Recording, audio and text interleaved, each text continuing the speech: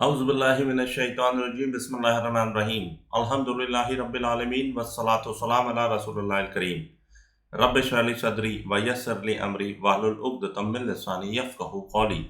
अस्सलामु अलैकुम व रहमतुल्लाहि व बरकातुहू। डियर ब्रदर्स एंड सिस्टर्स, चूँकि हज का मौसम आ चुका है, लोग हज के लिए रवाना हो गए हैं और कुछ ही दिन में इंशाअल्लाह हमारे इस उम्मत में बहुत से नए हाजी हमारे इर्द गिर्द होंगे और इनमें से हमारी दुआ है कि अल्लाह ताला सबका हज मबरूर करे।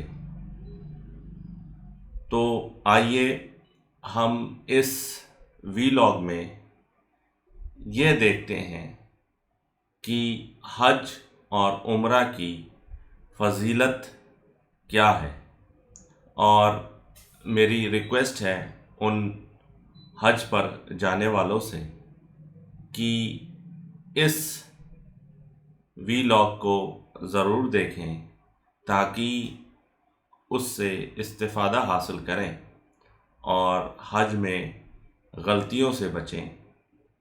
और इस वजह से जब वो गलतियों से बचेंगे तो मेरे लिए ये सवाब का बायस होगा इंशाअल्लाह। तो आइए शुरू करते हैं कि हज और उम्रा में लोगों को क्या परेशानियां आती हैं और ये हज और उम्रा क्यों किया जाता है। हज और उम्रे की अदायगी के लिए जाने वाले हजरात में कुछ ऐसे भी होते हैं जिन्हें इस बारे में बहुत कम इल्म होता है या बिल्कुल भी नहीं, और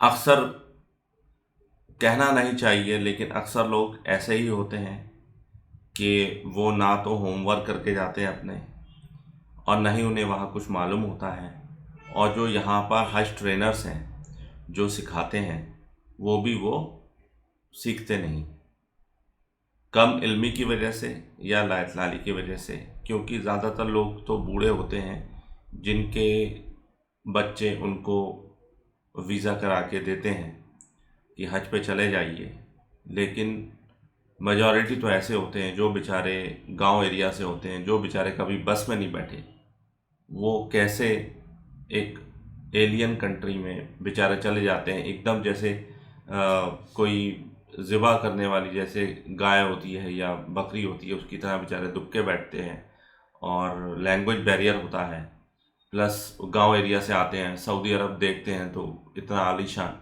तो वो वैसे ही बेचारे अफसरदा हो जाते हैं। और उसकी रीज़न है अनपढ़ होना। और हमें ये भी सोचना चाहिए, मुसलमानों में इस तरीके का ये एटीट्यूड है कि वो उर्दू को ज़्यादा तरजीह देते हैं। जितनी इस्लामी किताबें लिखी गई हैं वो वर्ल्ड में, इंडिया में क्या, वर्ल्ड में मेजॉरिटी जो है वो उर्दू में है, अरबिक में है या फिर उर्दू में है, और उर्दू में इतनी ज़्यादा है कि वो अरबिक को भी पीछे छोड़ दिया है। लेकिन अब चूँकि हमें इस चीज़ से तो दो चार होना चाहिए इंडिया में कि उर्दू बैकफुट पे चली गई है और हिंदी है। हिंदी हर मुसलमान, मेजॉरिटी जो लिटरेट है जिसे कह सकते हैं, वो हिंदी जानता है, लेकिन not every literate nose Urdu या इंग्लिश। तो ये कोशिश करना चाहिए कि लोगों को उस ज़बान में समझाएं जिस ज़बान में वो समझते हैं। आपको अपनी बात बतानी है, अपनी बात मनवानी है, तो आपको उस बंदे के लेवल तक उतरना पड़ेगा, और उतरने के लिए आपको किताब हिंदी में छापना पड़ेगी। और तो इसलिए अल्लाह ताला से दुआ है कि ऐसे मुसलमानों को हेल्प करना चाहिए, उन तक हिंदी में बात बताना चाहिए ताकि फोल्डर के ज़रिए बताएं या پیمفلٹ کے ذریعے بتائیں یا وی لاگ کے ذریعے بتائیں یا پھر ان کی حج ٹریننگ کروائیں، یہ سب ہوتی ہے۔ بس یہ ہے کہ انسان وہ کرے، تو جو نہیں کر پا رہا ہے اس کے لیے آپ کو ایفرٹ کرنا پڑے گا، اس کو آپ کو اس طرف لانا پڑے گا۔ جیسے جیسے ریوڑ جب چلتا ہے تو کچھ بھیڑیں ہوتی ہیں وہ بھاگ جاتی ہیں، تو ان بھیڑوں کو جو بھاگ رہی ہیں ان کو پکڑ کے لانا پڑے گا۔ تو یہی آپ کا جو ہے حج ٹریننگ میں بھی ہے، یہ نارمل زندگی میں بھی ہے، حج ٹریننگ میں بھی ہے۔ تو حج کی لغت میں آج یہ دیکھتے ہیں کہ کیا کہا جاتا ہے، حج کیا ہے۔ حج لغت میں قصد یا ارادہ کرنے کو کہتے ہیں، مطلب آپ نے کوئی ارادہ کیا، اس کو حج کہتے ہیں۔ جبکہ شریعت میں سال کے کچھ دنوں میں مخصوص افعال، خاص کاموں کی ادائیگی کے لیے مسجد حرم کی طرف سفر کرنا حج کہا جاتا ہے۔ تو یہ حج جو ہے ذی الحج میں ہوتا ہے۔ یہ اسلام کے 5 بنیادی ارکان میں سے ایک ہے۔ 5 بنیادی ارکان کیا ہیں؟ اللہ کے رسول پر ایمان لانا، اور اس کی بھی اور بھی جز ہیں، 70 جز ہیں ایمان کے۔ پھر اس کے بعد نماز، روزہ، زکوٰۃ اور حج۔ تو یہ بخاری میں 8 نمبر حدیث ہے اور مسلم میں 114 نمبر حدیث ہے۔ اور اللہ تعالیٰ نے ارشاد فرمایا ہے تم حج و عمرہ کے لیے پورا کرو۔ تو یعنی کہ اللہ تعالیٰ نے سورہ بقرہ میں آیت نمبر 196 میں یہ فرمایا ہے کہ تم حج کرو، اور یہ کہ اللہ نے ان لوگوں پر بیت اللہ کا حج فرض کیا جو اس کی طرف سفر کرنے کی طاقت رکھتے ہوں۔ یہ سورہ آل عمران میں آیت نمبر 97۔ تو جو اس چیز کی طاقت رکھتے ہوں، طاقت سے مطلب کیا ہے؟ طاقت سے مطلب یہ ہے کہ فزیکلی بھی ان کے اندر اتنی طاقت ہو، اور دوسرا ان کا مالی استطاعت بھی ہونا چاہیے۔ اس میں ٹائم کا نہیں ہے کہ ٹائم نہیں ہے ہمارے پاس، نہ، ٹائم تو آپ کو نکالنا پڑے گا۔ 2 چیز ہیں، اگر آپ کے پاس طاقت ہے، جسمانی فزیکل پراوس ہے، یا پھر اور آپ کے پاس پیسے بھی ہیں، تو آپ کا حج جو ہے فرض ہے۔ ٹائم کا اس میں کوئی نہیں ہے۔ میجورٹی جو لوگ، کروڑپتی لوگ جو بیٹھے ہوئے ہیں گھروں پہ اور حج نہیں جا رہے ہیں، تو وہ ٹائم کا دیتے ہیں کہ ہمارے پاس ٹائم نہیں ہے۔ ٹائم تو میرا بھائی آپ کو پھر زندگی میں کبھی نہیں ملے گا، واللہ عالم۔ قرآن اور حدیث کے مطابق جن کسی میں یہ شرطیں پائی جائیں، اس شخص پر زندگی میں ایک دفعہ حج کرنا فرض ہے۔ شرطیں اس طرح ہیں، مطلب جو شرطیں ہیں حج کس پر فرض ہے۔ پہلا یہ ہے کہ اسلام یعنی مسلمان ہونا، دوسرا عقل مند یعنی عقل مند ہونا، یہ سب صحیح حدیث سے ہے، کوئی آپ کو جو ہے وہ I am not talking out from my own pocket, every thing is with reference. تیسرا بلوغت یعنی بالغ ہونا، جوان ہونا۔ اگر کوئی آدمی اپنے بچے کو حج کرا دیتا ہے تو ایسا نہیں ہے کہ اس پہ حج ختم ہو گیا، نہیں، جب وہ اب بالغ ہوگا تو اس پر حج واجب ہوگا۔ لیکن اگر کوئی آدمی اپنی بیوی کو کراتا ہے، بالکل صحیح ہے، اپنے بالغ بچے کو کراتا ہے، وہ بالکل صحیح ہے، کوئی انسان کسی اور مسلمان کو حج کرا دیتا ہے، بالکل صحیح ہے، اس کا حج معلوم جائے گا۔ لیکن یہ ہے کہ بالغ ہونا ضروری ہے۔ جو چھوٹے بچے، بہت سے لوگ یہ کرتے ہیں کہ چھوٹے بچے جو ہے وہ کی وجہ سے نہیں جاتے ہیں، بھئی آپ بالغ ہو گئے، آپ جائیے، بچے جو ہیں وہ اپنا حج خود کر لیں گے، یا پھر جب بچے بالغ ہو جاتا آپ انہیں حج کرا دیں۔ تو اس لیے بہت سے لوگ جو ہے اپنا حج روکے رہتے ہیں۔ چوتھا آزاد ہونا یعنی غلام نہ ہو۔ تو جب غلام ہوگا تو پہلی بات تو اس کے پاس پیسے نہیں ہوں گے، اور دوسری بات یہ ہے کہ اس کو چھٹی بھی نہیں ملے گی۔ سپوز کوئی مکہ میں ہے، وہ غلام ہے، یا حرم ایریا میں ہے اور غلام ہے، تو اسے چھٹی نہیں ملتی ہے۔ تو اس وجہ سے جو ہے وہ، جیسے بہت سے ہمارے جو انڈین جاتے ہیں، تو انڈیا والوں کو کہاں ملتی ہے وہاں پہ چھٹی، تو بہت سے لوگ چھپ کے کر لیتے ہیں۔ تو چھپ کے بھی کرنا جو ہے وہ الاؤڈ نہیں ہے۔ جب میں حج پہ گیا تھا تو میں نے وہاں بہت سے لوگ دیکھے جو چھپ کے کر رہے ہیں حج، تو وہ that is not allowed. Illegally government آپ کو الاؤ نہیں کر رہی ہے، آپ جو ہے اللیگلی جو سڑکوں پہ پڑے ہوئے ہیں۔ تو that is also not allowed. بچہ اور غلام اگر حج کرے تو ہو جائے گا، لیکن بچے کے جوان اور غلام کے آزاد ہونے پر اگر ان میں وہ شرطیں پائی جائیں جن کی وجہ سے حج فرض ہوتا ہے تو انہیں دوبارہ حج کرنا ہوگا. یہ صحیح مسلم 1336. اب پانچویں کیا ہے؟ استطاعت. استطاعت دو ہوگی، اس کو ہم ڈیفائن کرتے ہیں جیسے میں نے آپ کو پہلے بتا دیا. اس سے مراد یہ ہے کہ حج کرنے کی قدرت رکھتا ہو، وہاں پر آنے جانے، ٹھہرنے، رہنے ٹھہرنے کا خرچ برداشت کر سکتا ہو اور جسمانی طور پر بھی حج کے قابل ہو. آج کل تو بہت آسان ہے کہ پلین میں بیٹھے، میں نے تو بہت زیادہ موریبل لوگوں کو دیکھا ہے کہ پلین میں بیٹھے اور وہاں پہنچ گئے اور وہاں پہ کسی کو ساتھ لے گئے ہیلپ کرنے کے لیے، اور حرم کے پاس یہ ہوٹل لے لیا، وہاں رہ رہے ہیں اور حج کر لیا انہوں نے. لیکن یہ پہلے زمانے میں نہیں تھا. پہلے زمانے میں جو ہے وہ 4 مہینے لگتے تھے انڈیا سے. تو اس لیے آنے جانے، رہنے ٹھہرنے اور خرچ برداشت ہو سکتا ہو اور جسمانی طور پر بھی حج کے قابل ہو. پہلے بہت سے لوگ ایسے ہوتے تھے جو ان کے پاس کھانے پینے کو نہیں ہوتا تھا، وہ ایسے ہی چلے آتے تھے حج پہ، راستے میں لوگوں سے مانگتے ہوئے اور وہاں پہ حج کمیٹی سے مانگتے ہوئے، وہاں پہ لوگوں کے مکہ والوں کو مانگتے ہوئے، تو وہ بھی کر لیتے تھے. لیکن یہ ہے کہ بہتر یہ ہے کہ آپ جو ہے وہ اپنا خرچ ساتھ لے کے جائیں.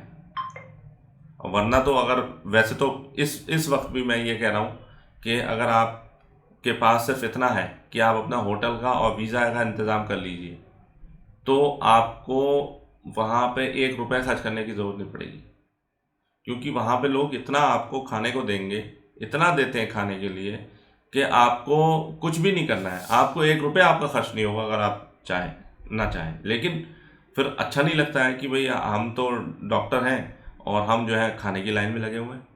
بھئی کھانے کی لائن تو ان کو لگنے دو نا جو بیچارے غریب ہیں. تیسرا جو ہے اس کے بعد جو ہے عورت کا لیے مسئلہ ہے. البتہ عورت کے لیے ان شرطوں کے علاوہ ایک یہ بھی ہے کہ حج کے سفر میں شوہر یا کوئی محرم اس کے ساتھ ہو. تو شوہر یا محرم اس کے ساتھ ہو، بالکل ایسا ہی ہونا چاہیے. لیکن جو ایلڈرلی فیمیل ہو گئی ہیں تو وہ مطلب ویسے نہ ہو جسے کہتے ہیں بوڑھی گھوڑی لال لگام، کہ بہت سی عورتیں جو ہیں 60 سال کے بھی ایک دم مطلب وہ ینگ عورتوں کو بھی وہ مات دے سکتی ہیں اپنے جو ہے وہ گلیمر سے. تو ویسی نہ ہو، اور اگر اس ایج میں پہنچ گئی ہوں تو جس کی طرف سے یہ شائبہ نہ ہو کہ یہ بہک جائیں گی، تو وہ اپنا ایک عورتوں کا گروپ بنا لیں اور عورتوں کا گروپ بنا کے چلی جائیں. اور اکیلی بھی جا سکتی ہے اگر یہ ہو کہ اگر کوئی اس کو سیکورٹی کا، گورنمنٹ سیکورٹی کی ایشو ایڈریس کر دے تو وہ ایسے بھی جا سکتی ہے. تو جس کسی میں یہ شرطیں پائی جاتے ہوں اسے چاہیے کہ اس فرض کی ادائیگی میں جلدی کریں، کیونکہ ہو سکتا ہے کہ وہ بیمار پڑ جائے یا کوئی چیز گم ہو جائے یا اسے کوئی تکلیف یا ضرورت پیش آئے. بالکل، کیونکہ آپ رسول اکرم صلی اللہ علیہ وسلم نے فرمایا کہ صحت کو غنیمت جانو، خالی وقت کو غنیمت جانو.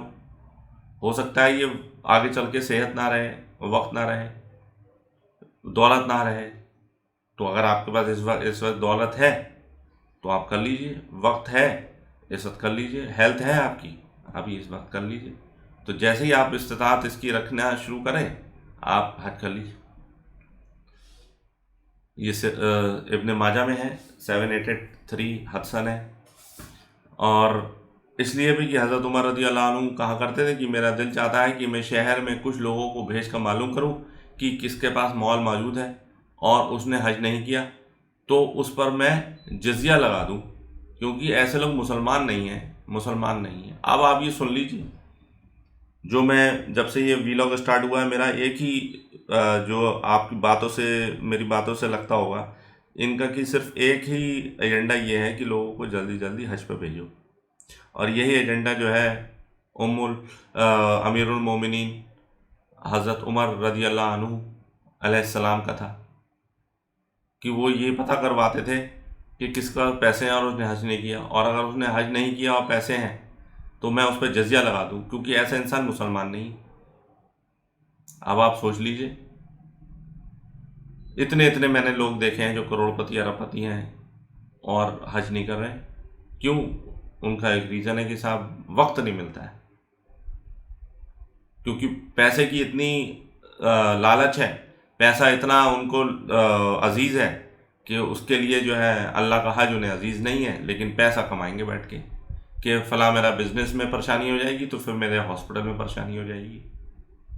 میں ہاسپٹل کی اس لیے کرتا ہوں کہ میں خود ڈاکٹر ہوں، تو اس لیے میں جو ہے وہ ترغیب دلاتا ہوں کہ ڈاکٹرز اس چیز کو دیکھیں اور جانیں اور وہ دین کی طرف آئیں.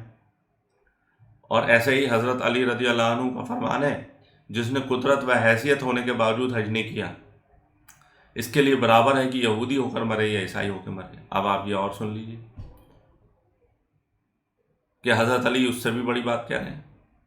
انہوں نے، حضرت عمر نے کہہ دیا کہ وہ کافر ہے جو استطاعت ہونے کے باوجود بھی حج نہیں کر رہا ہے، اور حضرت علی رضی اللہ عنہ کیا کہہ رہے ہیں کہ اگر جس نے قدرت و حیثیت ہونے کے باوجود، قدرت مطلب طاقت ہونے کے باوجود، اور حیثیت مطلب مال ہونے کے باوجود بھی حج نہیں کیا، اس کے لیے برابر ہے کہ یہودی ہو کے مرے یا عیسائی مرے. یعنی کہ آپ یہ فرما رہے ہیں کہ اللہ کو کوئی فرق نہیں پڑتا کہ ایسا آدمی یہودی مرے یا عیسائی مرے، یعنی کہ کافر ہی مر جائے. تو یعنی کہ وہ بندہ کافر ہے جو استطاعت ہونے کے باوجود حج نہیں کر رہا ہے. تو اس چیز پہ آپ دھیان دیں. اس کے بعد یہ ہے کہ اگر کوئی حج کو جانے کی حیثیت تو رکھتا ہو مگر کسی مجبوری کی وجہ سے جانے کی طاقت نہ پاتا ہو، تو ایسا شخص کسی ایسے شخص کو جو اپنا فرض حج ادا کر چکا ہو اپنے خرچے سے اپنے بدل حج کرائے. تو یہ ابو داؤد کی حدیث ہے 1811 اور ابن ماجہ کی حدیث ہے 2907. تو اس میں یہ رسول اکرم صلی اللہ علیہ وسلم فرما رہے ہیں کہ اگر حیثیت رکھتا ہو لیکن کسی مجبوری کی وجہ سے طاقت نہ پاتا ہو، مطلب کمزور ہو، بیمار ہو، یا کسی کا ویزا، کسی کا جو ہے وہ بند کر دیا ہو، پاسپورٹ بند کر دیا ہو کہ پاسپورٹ آپ انڈیا سے جا نہیں سکتے، کسی نے ایسے کرمنل اس میں آ گیا ہو، اس کا کوئی کیس چل رہا ہو، آپ نہیں جا سکتے، یا پھر سعودی عرب نے اس کے آنے پر بین لگا دیا ہو. تو ایسا آدمی کیا کرے، یا بیمار ہو تو ایسا انسان کیا کرے کہ وہ پیسے کسی ایسے شخص کو دے جس نے اپنا پہلے حج کر چکا ہو. تو اس میں بھی یہ ہے کہ آپ حج بدل، اس کو حج بدل کہتے ہیں، آپ حج بدل جب کریں گے تو آپ حج بدل تبھی کریں گے جب آپ نے اپنا پہلا حج کر لیا ہے. اب جیسے میں نے اپنا پہلے حج کیا پھر میں نے اپنا حج بدل کیا اپنے والد کا، کیونکہ میرے والد صاحب جو ہے حج نہیں کر پائے، وہ الگ بات ہے کہ ان پر فرض بھی نہیں تھا، لیکن یہ ہے کہ ایز اے گڈ سن کہ میں اپنے والد کے لیے کچھ تو کروں، تو میں نے ان کا حج کیا. تو حج بدل ایسا کر سکتے کہ جو اگر استطاعت نہیں رکھتا ہو تو وہ پیسے کسی ایسے انسان کو دے دے جو وہ حج بدل اس کا کر لے. تو اب آتے ہیں حج اور عمرے کی فضیلت کیا ہے، کہ بھئی اللہ تعالیٰ نے کیوں بتایا ہے کہ حج اور عمرہ کرو. تو اللہ کے رسول صلی اللہ علیہ وسلم نے فرمایا، ایک عمرہ دوسرے عمرے کے بیچ کا کفارہ ہے اور حج مبرور کا بدلہ تو جنت ہی ہے.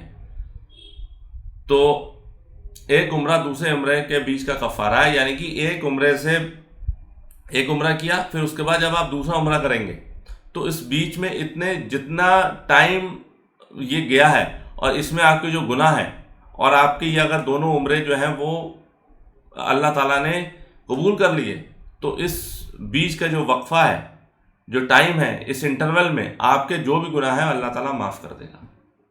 تو اتنی بڑی فضیلت ہے اس کی. اور دوسرا ہے حج مبرور کا بدلہ تو جنت ہی ہے.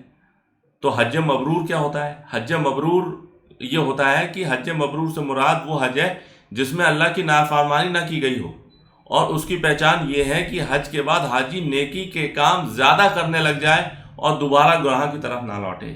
یعنی کہ حج مبرور وہ ہے کہ جو ایکسیپٹیبل، انگلش میں کہیں گے ایکسیپٹیبل حج. تو مطلب اس میں یہ ہے کہ حج مبرور میں جس میں اللہ کی نافرمانی نہ کی گئی ہو. ابھی میں مزید اور بتائیں گے کہ نافرمانیاں حج کے دوران کیا ہو سکتی ہیں. تو حج کی اللہ کی نافرمانی نہ کیا گیا ہو، اور جب وہ حج سے واپس آئے تو وہ نیکی کے کام میں لگے، اور اس کے جو پرانے گناہ میں جو اگر وہ ملوث تھا کسی گناہ میں تو وہ اس نے چھوڑ دیے ہوں لوٹنے کے بعد. تو اسے کہتے ہیں حج مبرور. مطلب آپ نماز پڑھ رہے ہیں اور آپ کی نماز میں آپ کے جو ہے وہ آپ ویسے ہی گانے دیکھ رہے ہیں، ویسے ہی آپ جو ہے بے پردہ گھوم رہے ہیں، اور ویسے ہی آپ عورتوں کو دیکھ رہے ہیں، تو پھر ایسی نماز کا فائدہ کیا ہے؟ اگر یعنی کہ نماز آپ جو ہے وہ صحیح سے پڑھ ہی نہیں رہے۔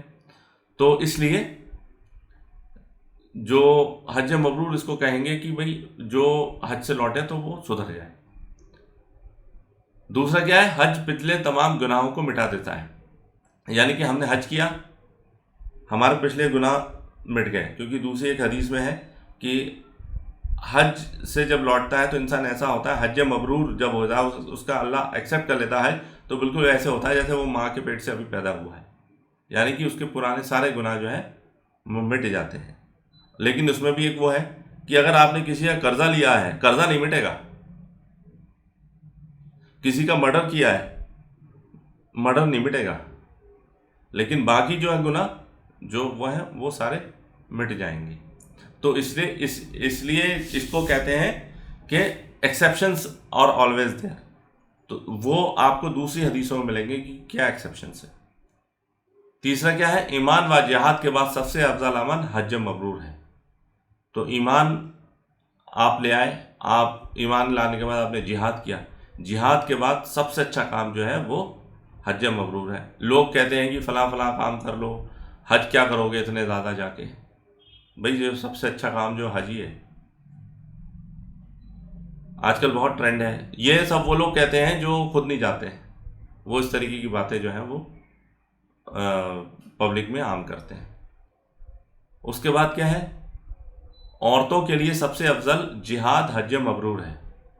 تو رسول اکرم صلی اللہ علیہ وسلم نے یہ فرمایا کہ عورتیں جہاد پہ تو نہیں جا سکتی، تو ان کے لیے سب سے بڑا جہاد یہ ہے کہ حج مبرور کریں۔ اس کے بعد بوڑھے کمزور مردوں اور عورتوں اور بچوں کا جہاد حج و عمرہ ہے۔ اب آپ یہ سوچئے کہ ان کا بھی جہاد جو ہے وہ عمرہ ہے، حج و عمرہ ہے، کہ جو بوڑھے ہیں، جو کمزور ہیں، جو جہاد پہ نہیں جا سکتے، اور عورت ہیں، بچے ہیں، ان کا بھی جہاد جو ہے حج و عمرہ ہے۔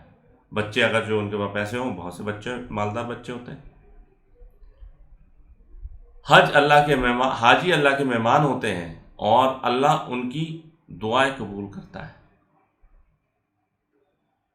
اب آپ سعودی عرب میں دیکھ لیں گے، آپ حاجی ہیں، مطلب مجال ہے وہاں کا کوئی سٹیزن آپ سے کوئی بری بات کہہ دے اور آپ سے صرف ہیلپ کرنے میں لگے ہوتے ہیں۔ وہ اپنے امپلائیز سے جو وہ کریں وہ تو کریں، وہ الگ بات ہے، لیکن وہی امپلائی جب حاجی بن کے آتا ہے نا، تو اس کی اتنی تابعداری کرتے ہیں، اس کی اتنی کفالت کرتے ہیں کہ جس کا کوئی حد نہیں۔ جس حد کے صبر میں موت آ جائے وہ سیدھا جنت میں جاتا ہے، کیونکہ اللہ تعالیٰ نے فرمایا کہ رسول اکرم صلی اللہ علیہ وسلم نے فرمایا کہ اللہ تعالیٰ نے فرمایا کہ جو جس حالت میں مرے گا ویسے ہی وہ اٹھے گا۔ تو جو آدمی حج کے سفر پہ نکلا ہے اور اپنے گھر نہیں پہنچا اور اس دوران اس کی موت ہو جاتی ہے، تو وہ سیدھا جنت جائے گا اور تلبیہ کہتے ہوئے اٹھے گا۔ اس کے بعد یہ ہے کہ جب تم اپنے گھر سے بیت اللہ کے سفر کا ارادہ کر کے نکلتے ہو تو اللہ تمہاری اونٹنی یعنی کہ تمہاری سواری کے ایک ایک قدم پر تمہارے لیے ایک نیکی لکھ دیتا ہے، سبحان اللہ، اور تمہارا ایک گناہ معاف کر دیتا ہے۔ طواف کے بعد تمہاری 2 رکعتیں اسماعیل علیہ السلام کی اولاد میں سے ایک غلام آزاد کرنے کے برابر ہوتی ہے۔ صفا و مروہ کے بیچ تمہاری صحیح 70 غلاموں کو آزاد کرنے کے برابر ہے، سبحان اللہ۔ عرفے کے دن شام کو اللہ تعالیٰ آسمان دنیا پر آ کر تم پر فخر کرتے ہوئے فرماتا ہے کہ اگر تمہارے گناہ ریت کے ذرات کے برابر یا بارش کے قطروں کے برابر یا سمندر کے جھاگ کے برابر ہوں تو بھی میں نے ان سب کو معاف کر دیا ہے۔ اب تم مزدلفہ کی طرف لوٹ جاؤ، میں نے تمہاری اور جن کے لیے تم نے دعا کی سب کی مغفرت کر دی۔ جب تم جمرات کو کنکریاں مارتے ہو تو ہر کنکریہ کے بدلے میں ایک کبیرہ گناہ مٹا دیا جاتا ہے، اور جب قربانی کرتے ہو تو اس کا اجر یعنی کہ ثواب تمہارے رب کے پاس تمہارے لیے ذخیرہ کر دیا جاتا ہے۔ جب تم سر منڈواتے ہو تو ہر بال کے بدلے ایک نیکی لکھ دی جاتی ہے اور ایک گناہ مٹا دیا جاتا ہے۔ پھر جب تم طواف افاضہ یعنی طواف زیارت بھی اس کو کہتے ہیں، طواف زیارت کرتے ہو تو اس طرح گناہوں سے پاک ہو جاتے ہو جیسے کہ تم اپنے ماں کے پیٹ سے پاک پیدا ہوئے تھے۔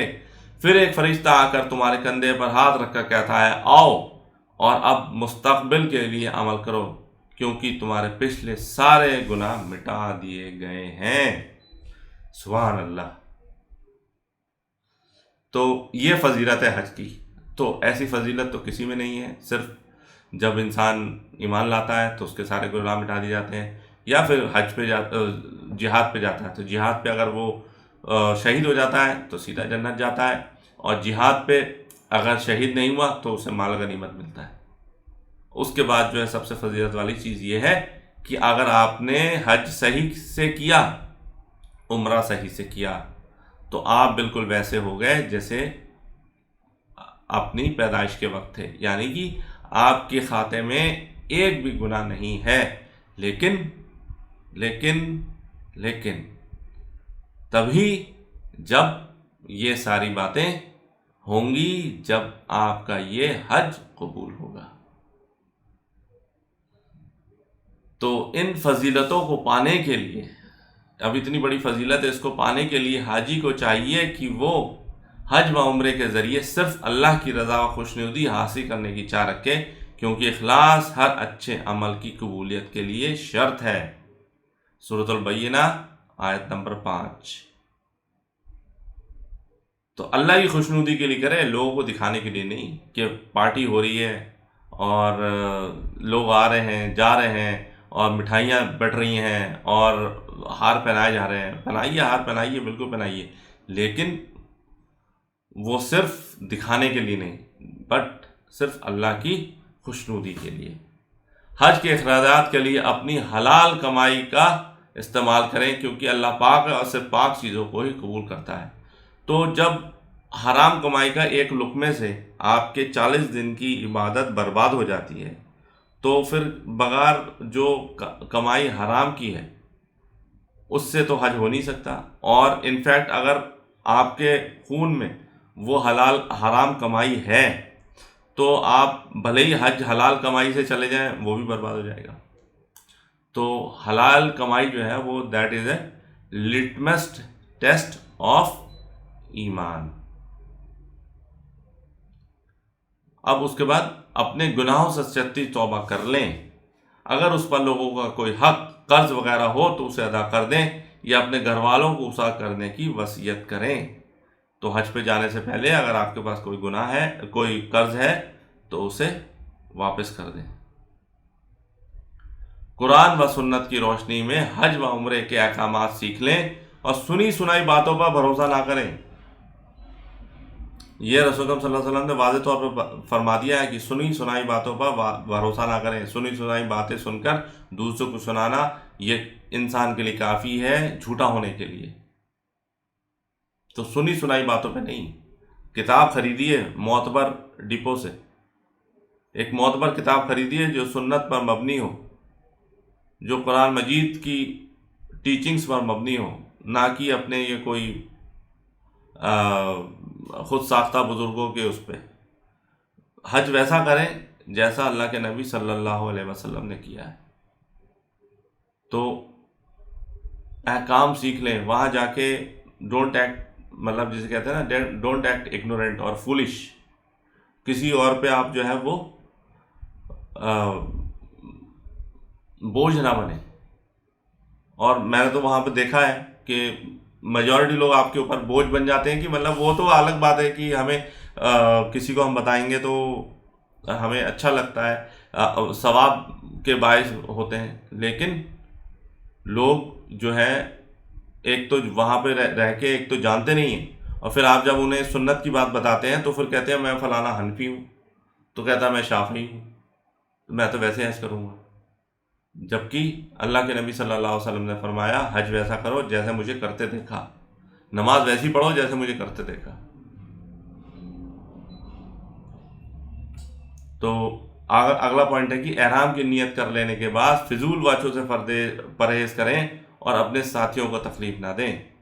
ہر چیز وہاں پہ جو ہے وہ صبر کا مظاہرہ کرنا پڑے گا آپ کو ہر چیز میں۔ آپ نے کتنے بھی پیسے خرچ کرے ہو سکتا ہے آپ کی بس ٹائم پہ نہ آئے، ہو سکتا ہے آپ کا جو ٹریول ایجنٹ آپ کو دھوکہ دے دے، آپ کو وہ فیسلٹی پرووائڈ نہ کرے جس کا وعدہ کیا تھا، آپ کو اس ہوٹل میں نہ لے کے جائے جس کا اس نے وعدہ کیا تھا۔ حج میں رہنے کے لیے، حج میں مینا میں بہت کم چیزیں ہوتی ہیں، تو آپ جو ہے وہ ہو سکتا ہے کہ کسی کو تکلیف دے بیٹھیں، وہاں پہ لڑائی ہو جائے، وہاں پہ بحث و مباحثہ ہو جائے، کیونکہ پلیس کم ہوتی ہے، کھانے کو لے کر کچھ ہو جائے، ہوتا ہے یہ، ایسا نہیں ہے کہ دیز آر آؤٹ آف مطلب these are problems from the Mars, ایسا ہوتا ہے۔ تو ان سب چیزوں سے آپ کو جو ہے وہ پرہیز کرنا پڑے گا، تاکہ آپ کی چھوٹی سی بات کی وجہ سے آپ کا حج نہ خراب ہو۔ گناہ کی باتوں کا لڑائی جھگڑا کرنے سے بچیں۔ سب سے زیادہ لڑائی جھگڑا اپنے ساتھ والوں سے ہوتا ہے، اور اپنے جو ہے وہ معلم سے ہوتا ہے، اور اپنے روم پارٹنر سے ان سے ہوتا ہے، کیونکہ موسٹ آف دا ٹائم جو ہماری حج کمیٹی جو لے کے جاتی ہے حاجیوں کو، یہ حاجیوں کو لے کے تو چلے جاتے ہیں، لیکن وہاں پہ کلیننس کا وہ جو ہے وہ کچھ وہ نہیں کرتے۔ ایک سلنڈر ملتا ہے، ایک گیس چولہا ملتا ہے، اس میں 5 فیملی اس کو چلاتی ہیں۔ اب ان میں اس بات کو لے کے لڑائی ہو سکتی ہے، عورتیں جو ہیں گھر میں آپس میں لڑائی کر لیتی ہیں، تو ہو سکتا ہے وہاں بھی جا کے لڑائی کر لیتی ہیں، ہو جاتا ہے، ہم نے دیکھا ہے ہوتے ہوئے۔ تو اس لیے جو ہے وہ لڑائی جھگڑا جب گھر سے حج کے لیے نکلیں تو دماغ میں بس ایک چیز رکھنا ہے کہ کچھ بھی ہو جائے مجھے لڑائی جھگڑا نہیں کرنا ہے، کسی کو برا بلا نہیں کرنا ہے، کسی کی غیبت نہیں کرنی ہے، کسی کا مذاق نہیں اڑانا ہے، اور مجھے حج ویسے کرنا ہے جیسا اللہ کے نبی صلی اللہ علیہ وسلم نے فرمایا۔ تو انشاءاللہ یہ 30 منٹس ہو گئے ہیں، تو باقی کا جو ہے حج کیسے کریں، حج کیا ہے، اس کے بارے میں مزید اور بتائیں گے، اور انشاءاللہ آپ سے ریکویسٹ ہے جو لوگ حج پہ جا رہے ہیں یا جو بھی نہیں بھی جا رہے ہیں تو وہ اس ویڈیو کو انشاءاللہ دیکھیں اور تھوڑا جو ہے اس سے استفادہ حاصل کریں، جس کی وجہ سے مجھے بھی ثواب دارین حاصل ہو۔ واللہ اعلم۔ سبحانک اللہم و بحمدک، نشہد ان لا الہ الا نستغفرک و نتوب الیک، وما علینا الا البلاغ المبین۔ جزاکم اللہ خیر۔ السلام علیکم ورحمۃ اللہ وبرکاتہ۔